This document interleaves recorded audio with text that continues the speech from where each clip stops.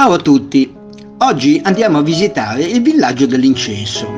A circa 5 km dal centro di Hue si può raggiungere, consiglio per arrivarci un mototaxi dell'app Grab, il metodo più economico, il villaggio dell'incenso di Tuy Xuan. Qui si susseguono decine di negozi e laboratori dove si realizzano bastoncini di incenso, che in Vietnam sono molto utilizzati nei templi e nelle pagode, come offerta, un po' come le nostre candele in chiesa. L'incenso viene anche bruciato nelle case di tutto il mondo per profumare gli ambienti. Qui a Tuy Xuan vediamo una miriade di bastoncini colorati che a colpo d'occhio fanno un effetto strabiliante. Questi bastoncini dipinti, sottili, non sono altro che degli sticchi di bambù, che sono la base per realizzare l'incenso come nell'antica tradizione.